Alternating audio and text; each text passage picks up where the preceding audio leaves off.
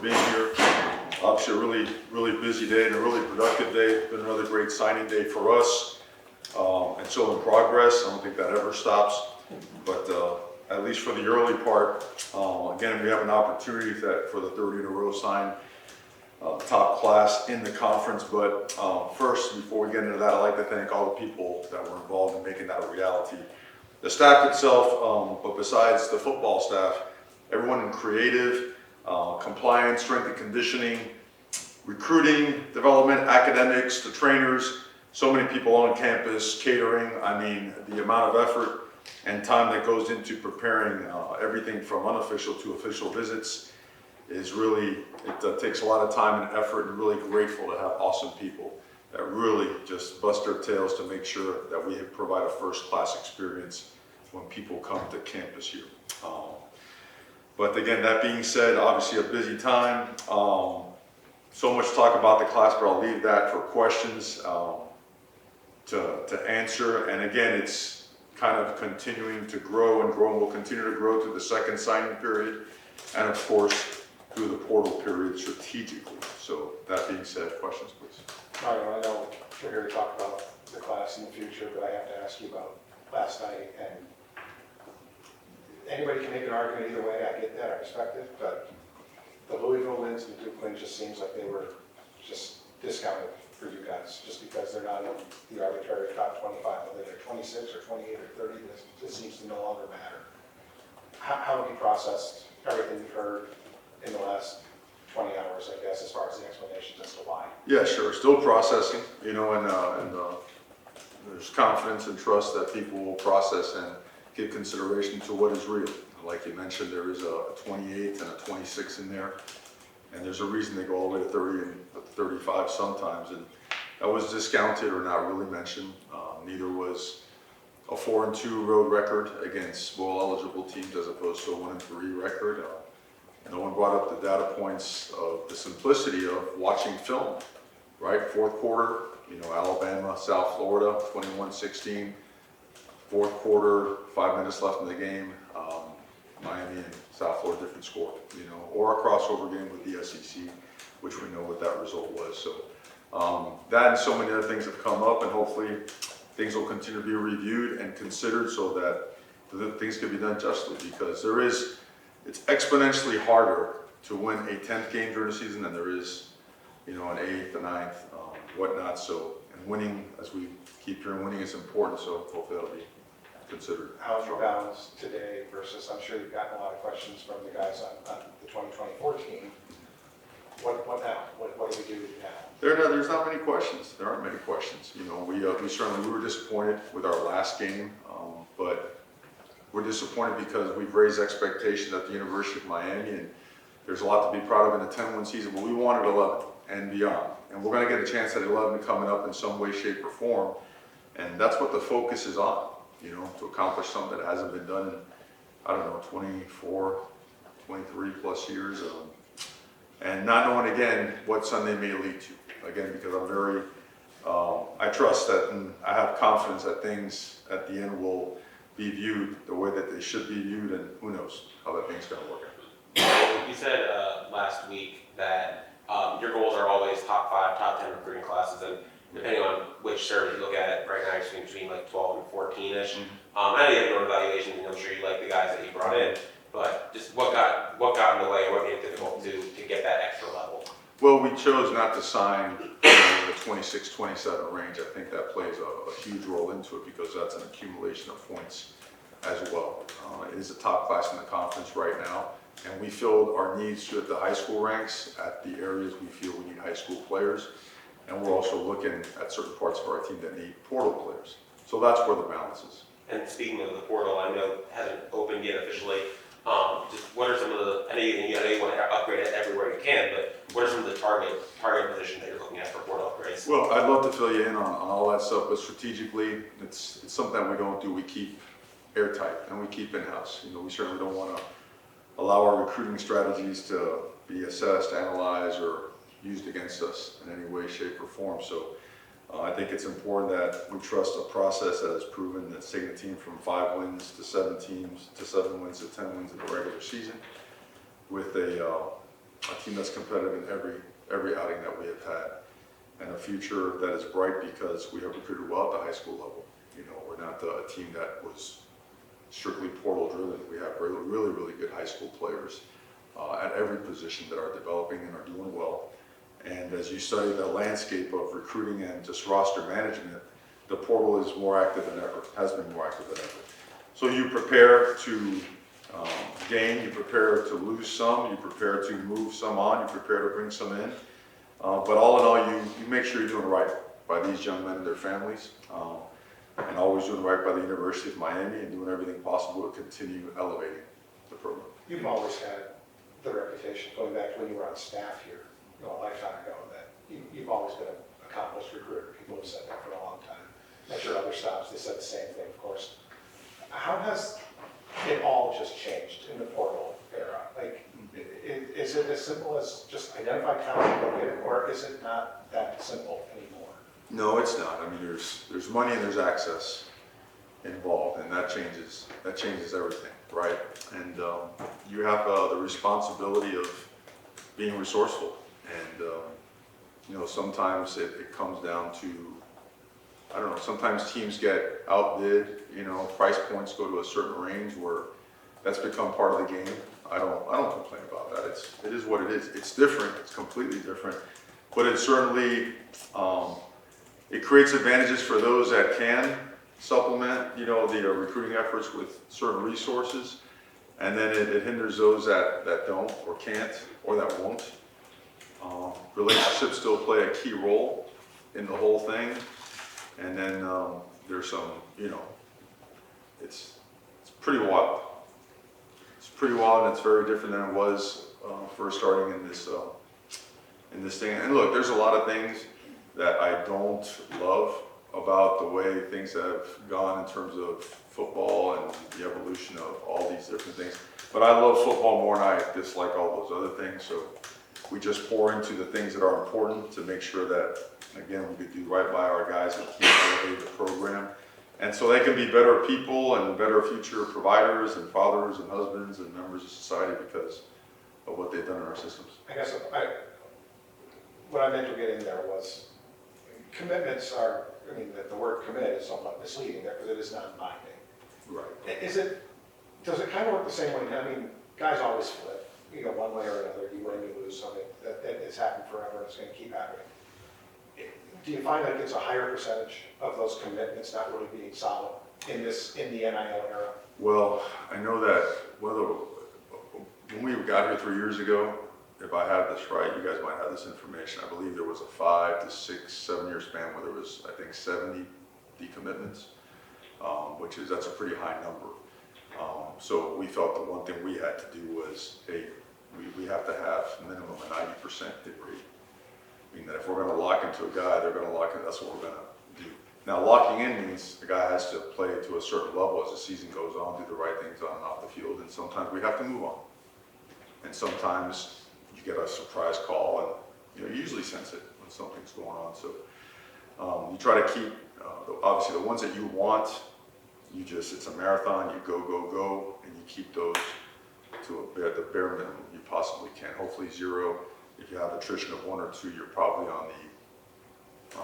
in the upper tier in terms of retention of your commitments. Speaking of guys who've been locked in, Luke Nickel, Yeah. Being the longest running commit in the class, not really never wavering or like that. Just, what do you like about him as a player, and what do you like about him having been like a kind of a leader in the class, I guess? Well, I'd like to say a couple things about him. Offensive Player of the Year in Georgia, right?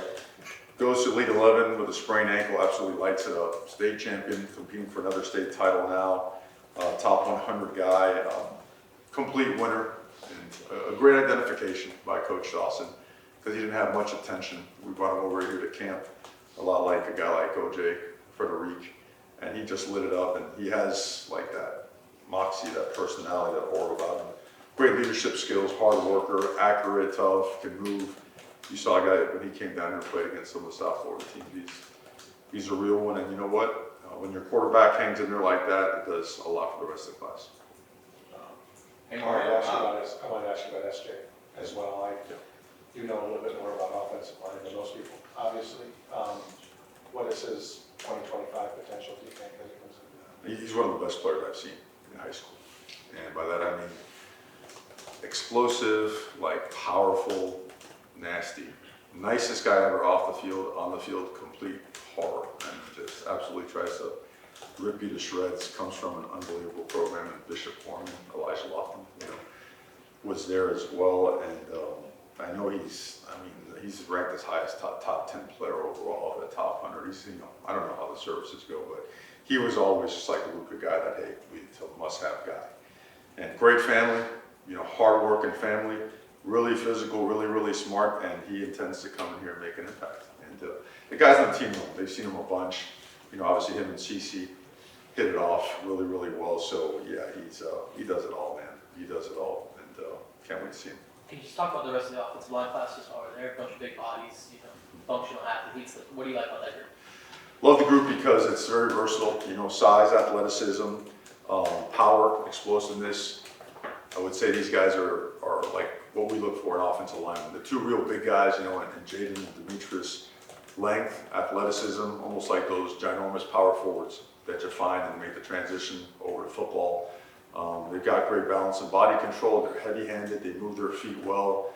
They get their heels in the ground. Usually big guys kind of tip over. They're on the tips of their toes, and they have some ankle flexibility issues. Not these guys, And then moving on to Max Buchanan, just an absolute stud. Just a physical, nasty, versatile. Right, can play outside, can play inside. I mean, he does it all. The right temperament. These guys all hit it off really well, which is important for us because that position in the secondary, those guys got to play as one, and these guys they're 100% our kind of guys. They are all about the culture that we've established here, and they are certainly going to be great players here. Staying on the offensive side, Gerard Pringle is a guy, when Coach Merritt came down, kind of quickly identified him. Just can you talk about that process of, Coach Merritt just kind of quickly offering him, getting him on board, had a ton of other stuff going on, just that whole process?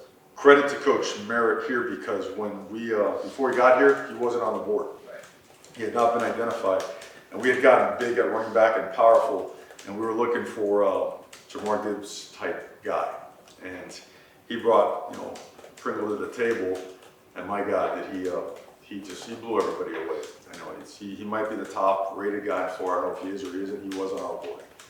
Like a lot like these other guys at their respective positions, always in the top 5. And Gerard Pringle was at the top of the board. His ability to just create separation, to catch the football, to make guys miss in space. His vertical is insane. He's the guy that came to camp even after he was committed and participated just because he wanted to get coached. He wanted hands-on instruction. And what an unbelievable response by him. Just took every detail, put it to good use. And my God, is he fast. I believe he had his best time last year. I believe he hit 10.48, 10.5 in the 100 meter. And the sky's the limit for him. That body's just starting to change and taking the strength and conditioning. We expect him to be just an outstanding addition to the Miami Hurricanes. What's the role of strength and conditioning in the evaluation process? Because, some kids, they're done growing height-wise at 15, some at 17, and some have another spurt after they get here. How hard is it to identify this is what the young man can become if we do X, Y, Z? Well, we actually have some software that tries to predict that, size and growth potential. Yeah, I know. You don't try it on the staff. They don't have bright futures. Some of those guys are going to be really big, but no, for some of these, we use that software, but at the same time, you also trust your eyes. You look at family history. You look at relatives. You look at their habits as well. And then you start analyzing, okay, the world we live in, the trenches, you've got to have thick, powerful features, A guy like Francis Manoa, he's got the highest bone density and muscle density of any lineman in the history of the University of Miami. So his success and his durability is not by accident. These guys fall along those same lines, maybe not at that level in terms of hitting those benchmarks, those numbers and specs, but all these guys have that. And at certain positions, you look for more length than actual height, just because they have to cover a lot of space. Defensive ends, edge players, right? Safeties, rangy guys. So catch radius for wide receivers or whatnot. So sometimes you look for the broad and thick parts that go with a certain position, sometimes the length and the vertical part. You go into the Big Ten country, you get two tight ends, two different, skill sets. Can you talk about those guys, how they maybe complement one another and how they can each help you? Yeah, those guys were, again, top of the board guys for us. Obviously with Brock Schott, just a really unique, versatile athlete. Does it all. Actually plays defense for his school as well. And I don't know, he had a ton of sacks, a ton of production, quarterback hurries and pressures or whatnot. But his ability to separate, escape, be powerful at the line of scrimmage, be physical, and yet just make the contested catch, become a matchup nightmare for opponents it's really, really unique, I kid him all the time because I went to see him last January when it was complete frozen tundra and snow and sideways, and we got there in a helicopter, and not the best experience, but we mentioned to him, man, you better be good, if we're coming all the way out here like this, and he is not disappointed. We can't wait to see him, heavily pursued by the entire country, absolute stud. And Luka, the same thing. People, I think, didn't realize what a great athlete Luka Gilbert has been his entire career, because he's 6'7", so you automatically assume, well, he's a line of scrimmage guy and whatnot. No, sir. This guy's athletic and versatile, and he is fast and explosive. He can go up and get it, high point balls. He's very loose hips, so he gets in and out of breaks really well, creates separation also. Just naturally explosive, fast, and athletic. And both these guys, just exceptional human beings, really, really smart, really excited to be Miami Hurricanes. Like, these guys wanted to be here. And they were pursued by just about everybody in the country, so very, very blessed to have them as part of this class. Mario, in the old days, you would just get a recruit, you develop him, and he'd be here for 4 or 5 years. Is the new philosophy for you, I don't think you've been asked this before, is it a mixture always of portal and recruits, or ultimately you want to be back to that, hey, let's just get a ton of great recruits and develop them here for a bunch of years?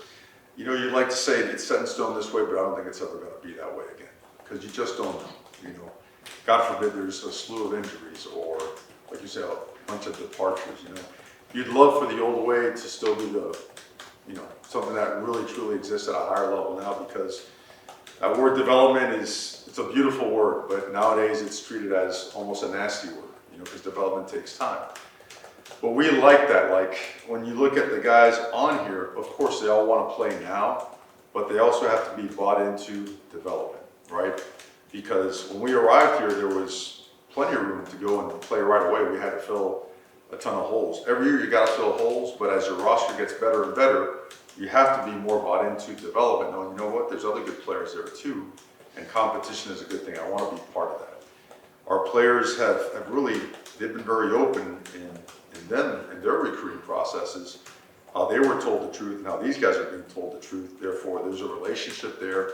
So recruiting is more of a welcome thing than a threat. It's not something that all of a sudden is going to be a surprise or something that's going to be frowned upon. So I think it's critically important, like you mentioned, and I think when you recruit at the high school level, you've got to be very clear as to what that process is going to be like, what those steps are going to be like, because if you really want the best out of a player, they have to buy into development. Look what Elijah Arroyo is right now, right?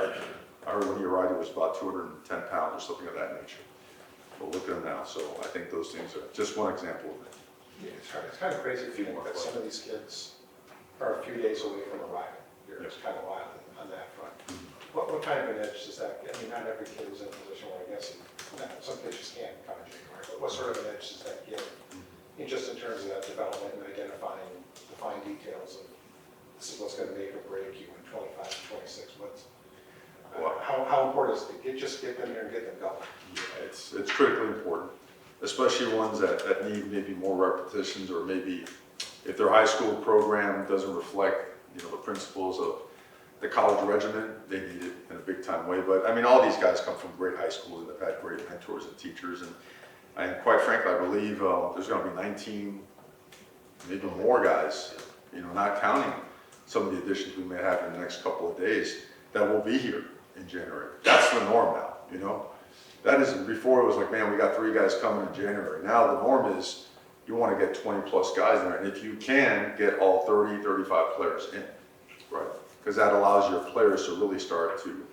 Now when you refer to all the work we've done since January, you're talking to the entire team, not just the guys that were here and the other half that got here later. So it is, we push for it, and especially academically, because if you can get your diploma in 3 years flat, you've got some great options, once you completed that process.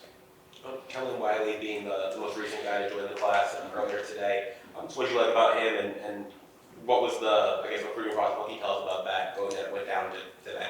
Well, when they played here in late August, early September, they were playing a game down against a local high school.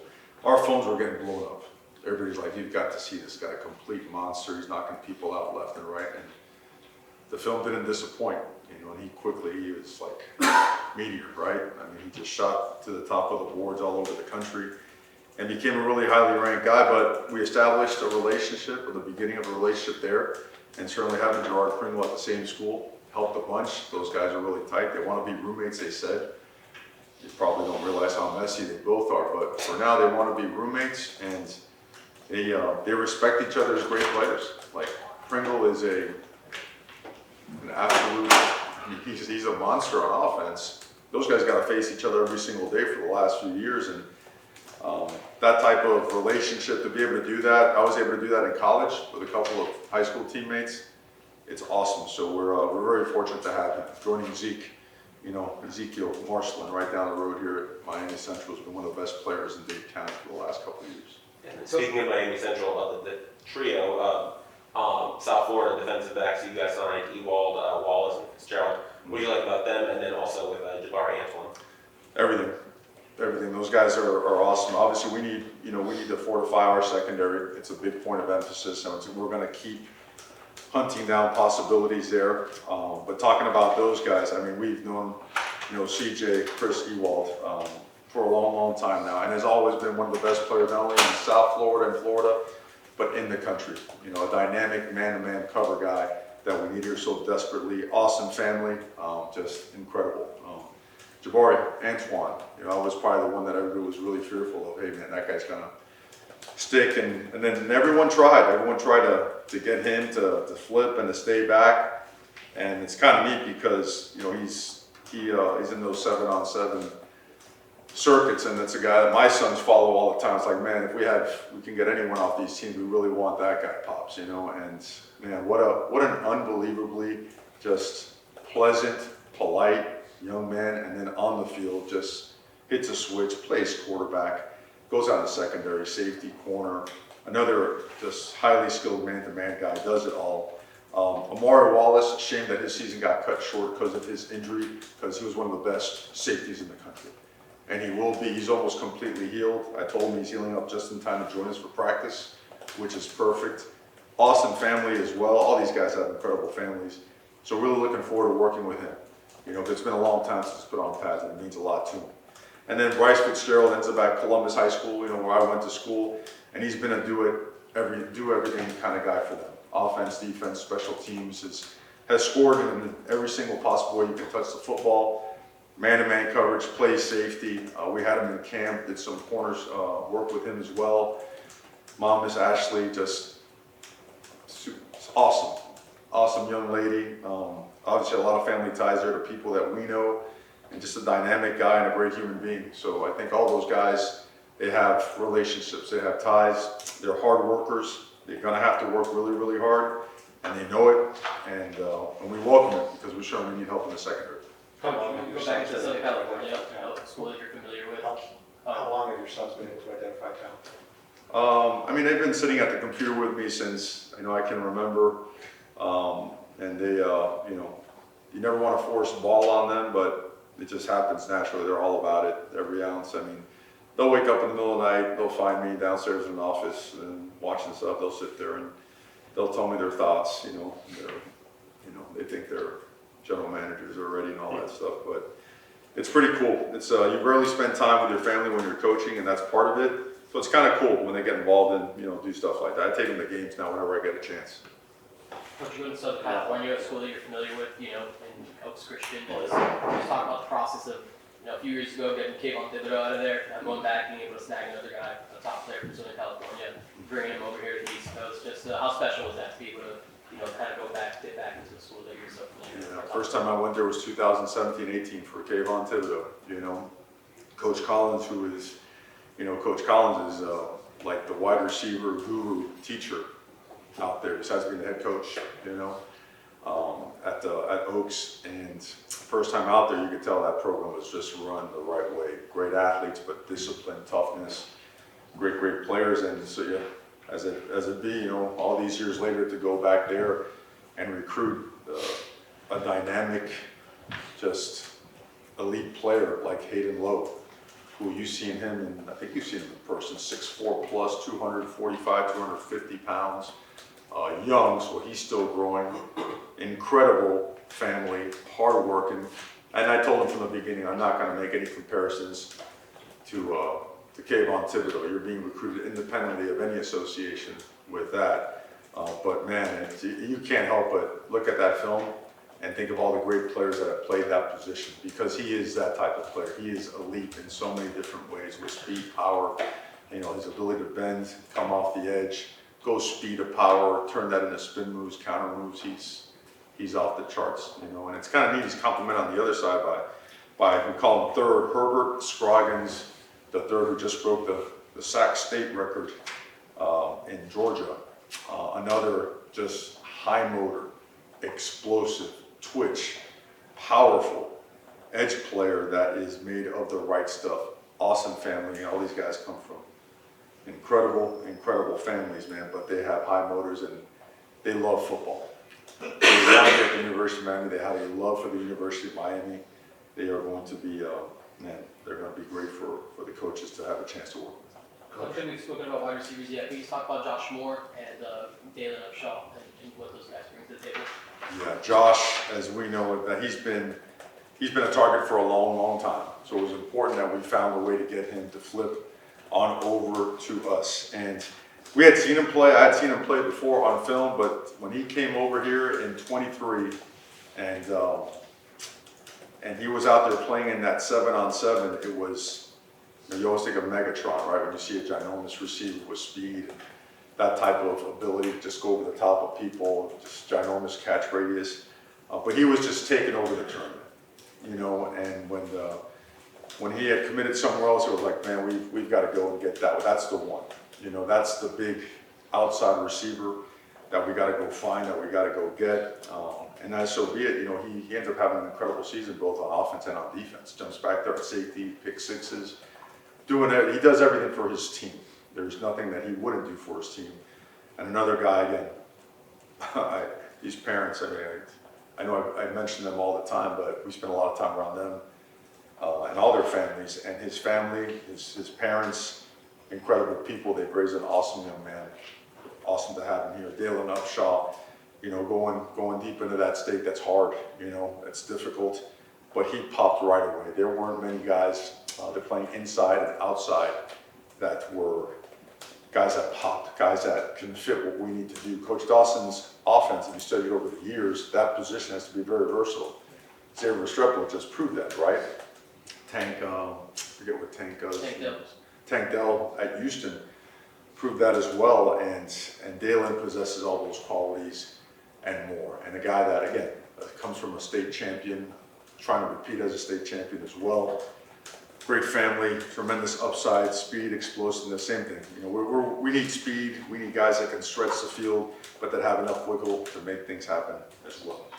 Coach, we can wrap the press conference. You could talk about our third wide receiver signing. Awesome, another great one. Malachi Tony, you know, joins the class and who was reclassified to join the class. And I don't think people have appreciated his ability until they've seen him the last couple of weeks. When the quarterback went down at Heritage and he stepped in there at quarterback and did it all. Did everything you can have. You can ask a quarterback to do, let alone a receiver that jumped over at quarterback and took over. Wiggle, speed, power, explosiveness, all the qualities you look in a wide receiver. Super competitive, can make the contested catch.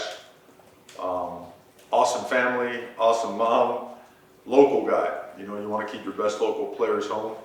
He reclassified, so he's a little bit young, but not really, right? Because when you play football down here in South Florida, you grew up really fast. So awesome to have him on board and to be able to announce him as part of the class. Great. Outside of, That's the last question. outside of family, And Dante, don't forget Dante Simpson and Micah Newton, man. There's all these guys deserve, some kind of love because we love them. These are hand-picked, hand-selected guys. I'm sorry to cut you off there. I want to make sure we got everybody on there. I think we did.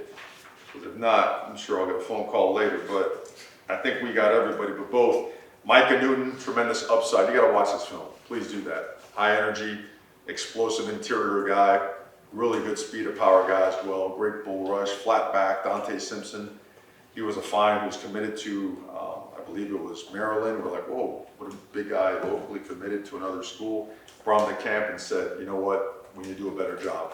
And got on him right away. And luckily for us, he likes Miami and he flipped to us. But again, we're thrilled about these guys.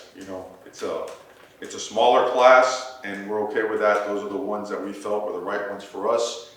Got on most of the ones we wanted, missed on a couple, had an addition late, lost a couple guys the last day, but overall, really good signing day for us.